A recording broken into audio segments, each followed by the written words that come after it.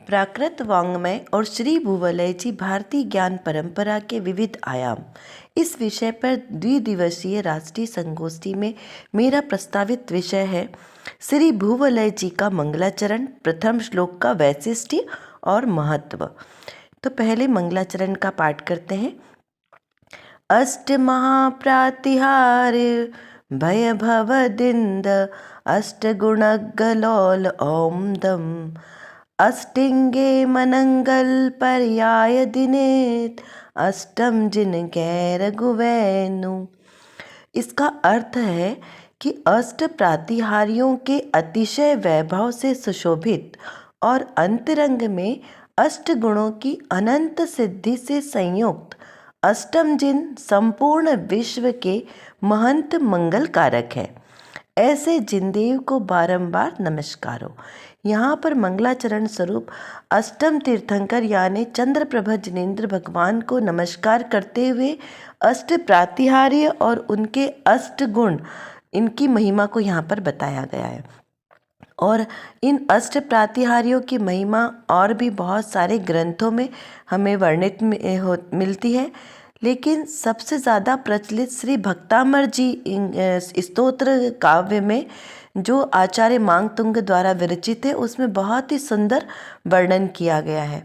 तो चलिए उसका भी आधार लेकर हम समझते हैं कि अष्ट प्रातिहार्य क्या होते हैं। तो अष्ट प्रातिहार्य जैन धर्म में तीर्थंकरों के केवल ज्ञान प्राप्त करने वाले वैभवशाली चिन्ह है। जब तीर्थंकर भगवंतों को केवल ज्ञान प्रकट होता है, जब केवल ज्ञान के 10 अतिशय प्रकट होते हैं, उनमें ये अष्ट प्रातिहार्य उनके समक्ष प्रकट होते हैं। ये उनके वैभव को दिखाने वाला है। ये परम औदारिक शरीर से प्रकट होने वाले 8 अष्ट यानी 8 चमत्कारी शुभ लक्षण है जो उनकी महिमा और दिव्यता को दर्शाते हैं। इनमें कोई विशेष क्रम नहीं है, जैसे सिंहासन, भामंडल जो सिर के पीछे लगा होता है, प्रभामंडल भी इसे कहते हैं, 3 छत्र, अशोक वृक्ष, दिव्य ध्वनि, पुष्प वर्षा, दुंदुबी और चवर, ये केवल ज्ञान के बाद समो शरण में सुशोभित होते हैं। ये चिन्ह केवल तीर्थंकरों के ही होते हैं और उनकी महिमा, ज्ञान और सत्ता को दर्शाने में ये निरंतर उनके साथ ही सुशोभित होते हैं। तो जो आचार्य मांगतुंगाचार्य ने भक्तामर जी में जो क्रम प्रस्तुत किया है, हम उस क्रम के अनुसार यहाँ पर इसका वर्णन समझते हैं। सबसे प्रथम है अशोक वृक्ष।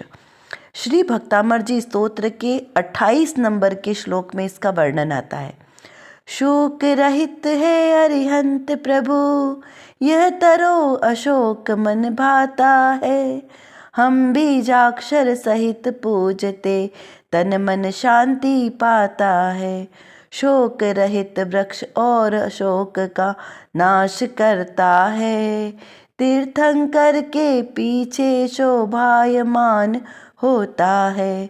ऐसे अशोक तरु सत प्रातिहार्य मंडिताय अशोक तरयुक्त, शोभन पद प्रदाय हम मल्यु बीजाक्षर युक्त।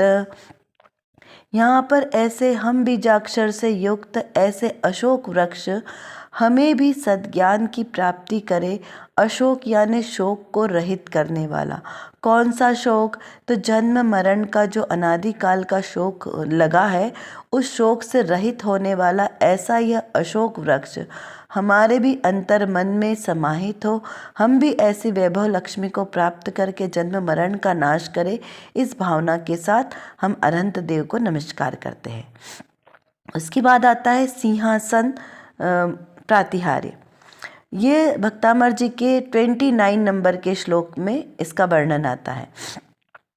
सप्त भयों से रहित वीर प्रभु सिंहासन पर राज रहे। मम आई घम बीजाक्षर सहित पूजते भव्य मुक्ति पद साज रहे। ऐसे यह सिंहासन जो है रत्नों से जड़ा दिव्य सिंहासन, जिस पर तीर्थंकर भगवान विराजमान होते हैं। ऐसे सिंहासन जो सत प्रातिहार्य इससे मंडित यानी इसकी शोभा से संयुक्त ऐसे घमल्यु बीजाक्षर जो सर्व उपद्रव रोग आदि को दूर करने वाला है, ऐसे सुशोभित लक्षणों से जो अनंत प्रभु है उनको हम नमस्कार करते हैं। यहाँ पर ये जो बीजाक्षर का प्रयुक्त किया है, ये बीजाक्षर यानी कि संपूर्ण द्वादशांग का सार बीजाक्षरों में समाहित हो जाता है। तो ऐसे ही यहाँ पर एक एक प्रातिहार्य को बीजाक्षरों से सुशोभित किया है। यह कवि का महान वैशिष्ट्य है। उसके बाद आता है चमर प्रातिहार्य, जिसका वर्णन भक्तामर जी के 30 नंबर के श्लोक में इसका वर्णन आता है। 64 चवर ढुराते सुरगण, भविजन ऊर्ध्व गमन करते, रम बीजाक्षर सहित पूजते, मुक्ति वधु वरते। चमर यानी एक विशिष्ट प्रकार का, इसे हम पंखा समझ सकते हैं। वैसे पंखा नहीं होता है, लेकिन पंखे जैसी इसकी आकृति है कि 2 चवर होते हैं जिनको 100 इंद्र अनंत प्रभु के सामने चवर ढुराते हैं। यानी कि 64 चवर समसरण में प्रयुक्त होते हैं। ये सब एक विशेष प्रकार के यक्षों द्वारा तीर्थंकरों के दोनों ओर उड़ाए जाने वाले दिव्य चवर है, जो त्रिलोकी नाथ की भव्यता का प्रदर्शन करते हैं। देखिए, जहाँ 100 इंद्र वंदन करते हैं जिन तीर्थंकर प्रभु का, उनकी त्रिलोक पूज्यता प्रकट होती है। कैसे? जैसे वैमानिक स्वर्ग के देव, व्यंतरवासी, ज्योतिषवासी, भवनवासी, ये तो देवगति के देव हुए। लेकिन मनुष्य गति का एक चक्रवर्ती, क्योंकि वो चक्रवर्ती 6 भूखंड का राजा होता है, और एक सिंह जो तिर्यंच जाति को रिप्रेजेंट करता है। तो इस प्रकार से 100 इंद्र यहाँ पर तीर्थंकर भगवान की चरण वंदना करते हैं। तो ऐसे चमर प्रातिहार्य से सुशोभित और रमल्यु बीजाक्षर से मंडित ऐसे जो सर्व उपद्रव को दूर करने वाले ऐसे तीर्थंकर भगवान, जिन्होंने सर्व उपद्रव स्वयं के तो दूर हो ही गए हैं, लेकिन उनके दिव्य वचनों का श्रवण करके, उनके बताए हुए मार्ग पर चलकर हम भव्य जीव भी अपने सर्व रोग, उपद्रव, मोह, राग, द्वेष को नाश कर सकते हैं। इस भावना के साथ हम उनके चरणों में वंदना करते हैं। छत्र प्रातिहार्य, इसका वर्णन भक्तामर जी के 31 श्लोक में इसका वर्णन आता है। 3 लोक के नाथ शांति पर 3 छत्र अति शोभ रहे, खम्भीजाक्षर सहित पूजते, भविजन सुरगण मोह रहे। यह छत्र एक गोलाकार रचना से बना होता है। इसमें नीचे एक बड़ा गोला, फिर उसके ऊपर थोड़ा छोटा गोला और उसके ऊपर एक और छोटा गोला, इस प्रकार 3 गोलाकार रचनाएं। तो देखने वाले को ऐसा लगता है जैसे कोई छत्र यानी छाता, राजा के ऊपर छत्र होता है ना, उस प्रकार का गोला दिखता है। तो राजा के ऊपर तो एक छोटा छत्र होता है जो उसकी प्रभुता को दिखाने वाला है, लेकिन यह तीर्थंकर प्रभु के ऊपर ये 3 छत्र क्यों शोभायमान है? ये 3 छत्र 3 लोक का प्रतीक है।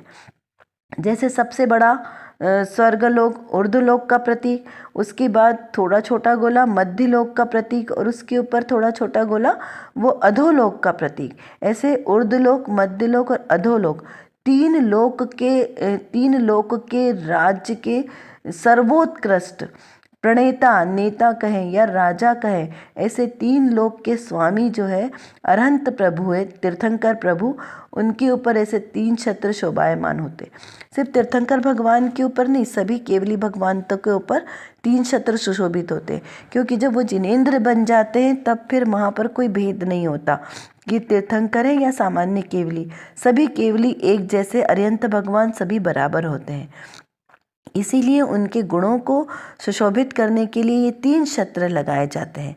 तो इस प्रकार से 3 छत्र से सुशोभित त्रिलोक पूज्य गुरुवर के चरणों में हमारा बारंबार नमस्कार हो। उसके बाद आती है दुंदुभी प्रातिहार्य। यह भक्तामर जी के 32 नंबर के श्लोक में इसका वर्णन आता है। धीर मधुर गंभीर नाद से 10 दिशाएं गूंज रही, संबीजाक्षर सहित शांति प्रभु छवि भ्रमरावली पूज रही। ऐसे ये दुंदुबी यानी एक तरीके का वाद्य यंत्र है, इंस्ट्रूमेंट। इसे कहते हैं देवों द्वारा बजाए जाने वाला यह दिव्य नगाड़ा जो मंगल ध्वनि करता है। और देवों के द्वारा 12.5 करोड़ वाद्य यंत्र बजाए जाते हैं, फिर भी वह कर्ण प्रिय मधुर ध्वनि को उत्पन्न करने वाले होते हैं। ऐसा उसमें से एक ही दुंदुबी प्रातिहार्य है। ऐसे दुंदुबी सत प्रातिहार्य मंडिताय श्री दुंदुबी नाथ शोभन पद प्रदाय सात समल्यु बीजाय सर्वोपद्रव विनाशनाय श्री अनंत परमेष्ठी को बारंबार नमस्कार हो। अगला है सुर पुष्प वृष्टि। ये प्रातिहार्य का वर्णन श्री भक्तामर जी के स्तोत्र 32 नंबर के श्लोक में आता है। हे वीतरागी नाथ सुर सुमन सुमन वर्षा करत भम बीजाक्षर पूजा करते यस सुखमय आनंद भरते। पुष्प वृष्टि यानी कि फूलों की वर्षा, देवों के द्वारा स्वर्ग से की जाने वाली सुगंधित पुष्पों की वर्षा। ये पुष्प इतने दिव्य रत्नों से बने होते हैं कि फिर भी किसी को चोट नहीं लगती। यदि हमें एक छोटा सा रत्न कोई फेंक कर मारे तो हम चोटिल हो जाते हैं, लेकिन ये दिव्य पुष्प जो स्वर्ग से पुष्प वृष्टि के रूप में गिराए जाते हैं, लेकिन फिर भी किसी को चोट नहीं पहुंचती। और इनकी एक खासियत है कि ये जब पुष्प गिराए जाते हैं तो इनकी जो डंडी वाला भाग होता है जो वृक्ष से लगा होता है, वो भाग हमेशा नीचे की ओर होता है और पुष्प की पंखुड़ियाँ ऊपर की ओर होती है।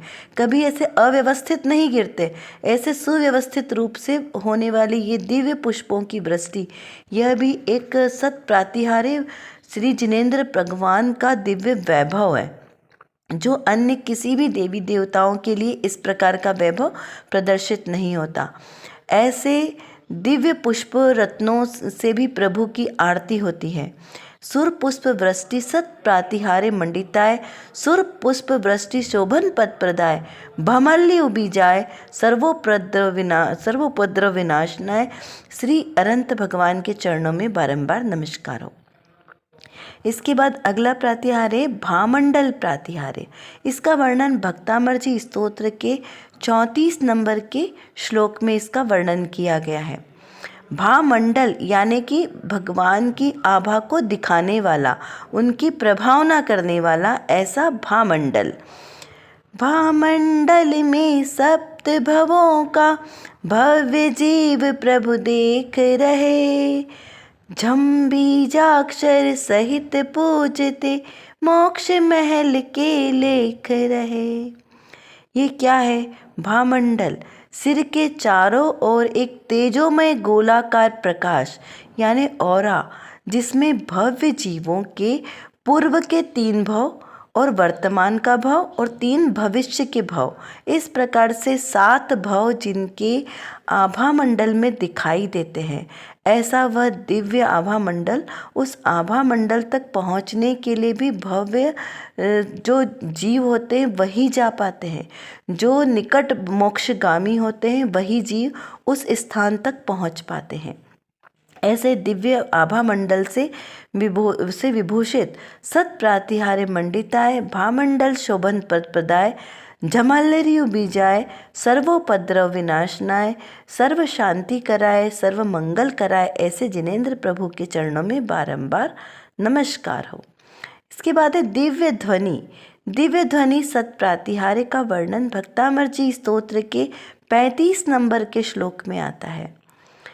यह कोटि वाद्य ध्वनि से मन हर देव ध्वनि है जिनवर की, मम बीजाक्षर सहित पूजते कृपा दृष्टि हो प्रभु की। भगवान जो है जिनेंद्र भगवान, उनके सर्वांग से निकलने वाली अमृत वाणी को कहते हैं दिव्य ध्वनि। देखिए, हम आप सब कहाँ से बोलते हैं? मुख के द्वारा, मुख और टंग के द्वारा हमारे वर्ण का उच्चारण होता है, लेकिन भगवान के मुख होठ तालु नहीं हिलते। क्योंकि उनकी काय का चेष्टा नहीं होती, काय का कंपन नहीं होता, तो उनके सर्वांग से एक ध्वनि निकलती है, ओमकार ध्वनि। उस ओमकार ध्वनि में सर्व जीव, 3 गति के जीव आते हैं समोसरण में, देव गति के, मनुष्य गति के और तिर्यंच गति के। वे सभी जीव अपनी अपनी भाषा में उस दिव्य देशना को सुनते हैं, जो भगवान के द्वारा निकलती, जो हितमित प्रिय सर्व कल्याणमयी अमृतमयी वाणी है, वो उनके जो सर्वांग से निकलती है। और वह भी कैसे निकलती है? प्रभु की इच्छा के बिना सहज निकलती है। वो ओमकारमयी वाणी भवि भोगन वश जोगे वशाय। भवि जो भव्य जीव है, उनके भाग्य के वश वो अरिहंत प्रभु की वाणी सहज ही निकलती है। इसे निरक्षरी भी कहते हैं और अक्षरी भी है। वो ओमकारमय होने से उसे अक्षरी कहा है, और भगवान के सर्वांग से निशब्द वाणी निकलती है, इसलिए उसे निरक्षरी भी कहा है। इस प्रकार से भगवान जिनेंद्र भगवान की 12 सभा लगती, जो तीर्थंकर केवली होते हैं।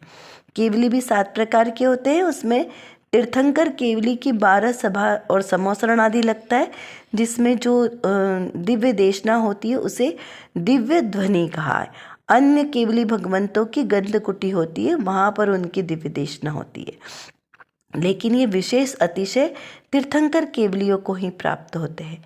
इसमें 4 जाति के देव, जो चारों प्रकार के, और उनकी 4 प्रकार की देवांगनाएं, नर, तिर्यंच, मुनिरा, श्रावक, श्राविकाएं आदि सभी निर्विकल्प होकर दिव्य ध्वनि का श्रवण करते हैं और आत्मकल्याण करते हैं। इस दिव्य ध्वनि का वैशिष्ट्य है कि 18 महाभाषा और 700 लघु भाषाओं में जीव अपने आप ही इसको समझ लेते हैं। ये एक 718 भाषाएं कौन सी है? इन सब का वर्णन इस महान ग्रंथ श्री भुवलय जी ग्रंथ में वर्णित किया गया है। ऐसी दिव्य ध्वनि सत प्रातिहार्य मंडिताय, श्री दिव्य ध्वनि शोभन प्रदाय, ममल्य बीजाय, सर्व उपद्रव दूर कराए, श्री अनंत परमेष्ठी के चरणों में बारंबार नमस्कार। इस प्रकार से इस श्री भुवलय जी ग्रंथ के मंगलाचरण में अष्ट प्रातिहार्य विभूषित अरहंत भगवान को नमस्कार किया गया। उसके बाद अष्ट गुण सहित सिद्ध परमेष्ठी भगवंतों को भी नमस्कार किया गया। तो वो अष्ट गुण कौन से हैं? उसमें मुख्य गुण है छायिक सम्यक्त्व। तो ये छायिक सम्यक्त्व क्या है? मोहनी कर्म के क्षय से आत्मा में प्रकट होने वाला परम विशुद्ध श्रद्धा, उसे कहा छायिक सम्यक्त्व। यानी जो 8 गुण है, ये 8 दोषों के अभाव में प्रकट होते हैं। दूसरा है अनंत ज्ञान। तो ज्ञानावरणी कर्म के क्षय से सभी पदार्थों को एक साथ जानने की शक्ति, युगपद एक ही समय में जानने की शक्ति होती है, उसे कहा अनंत ज्ञान। यानी जिसकी कोई सीमा नहीं हो, वो अनंत, ऐसा अनंत ज्ञान जो समस्त द्रव्य गुण पर्याय को एक साथ युगपद जान लेता है।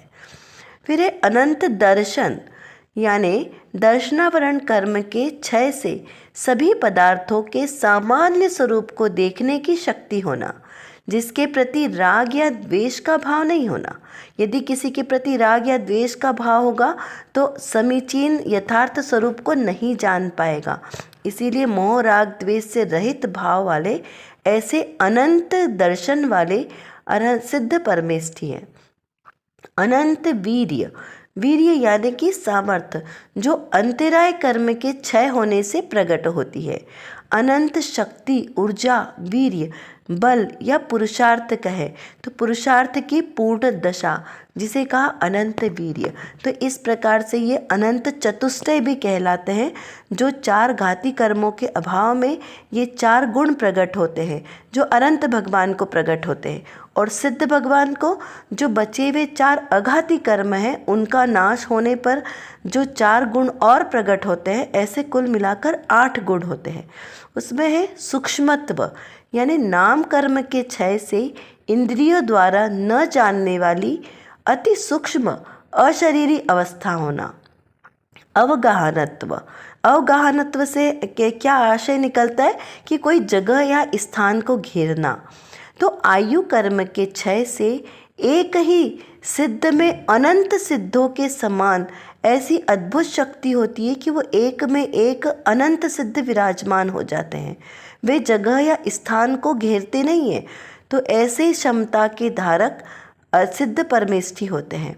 तो ऐसी अद्भुत क्षमता का प्रकट होना और जगह घेरने के स्थान वाली दशा का अभाव होना, ऐसे गुण को प्रकट करने वाले सिद्ध परमेष्ठी भगवान थे।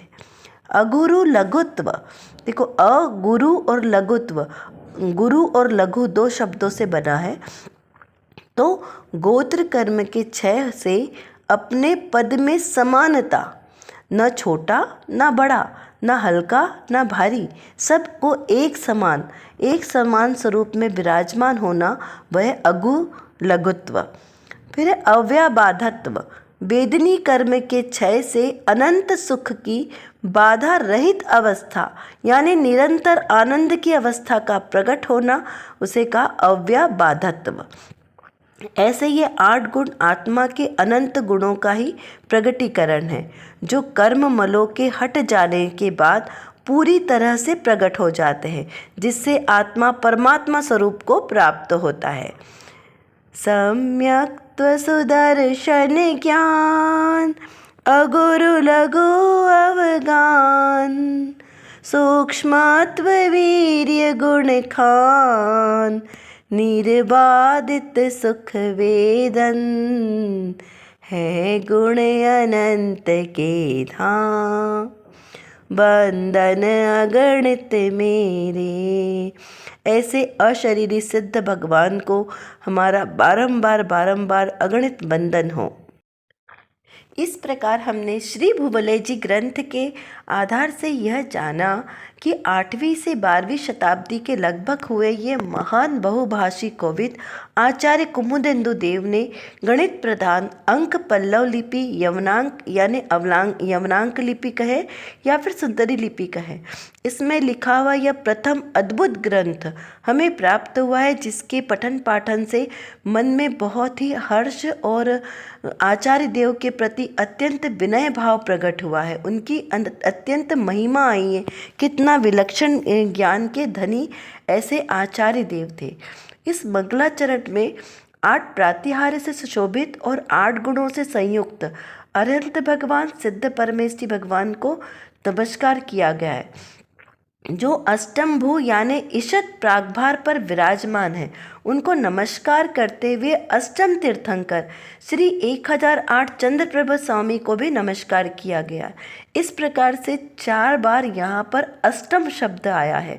तो यह अष्टम शब्द हमारे 8 कर्मों का नाश करने के लिए निमित्त कारण बने और हम भी शीघ्र ऐसे 8 प्रातिहार्य अष्टगुण सहित ऐसे हम भी अनंत अवस्था को धारण करें। ऐसी मंगल भावना के साथ मैं अपने वक्तव्य को विराम देती हूँ। सभी को सादर जय जिनेंद्र।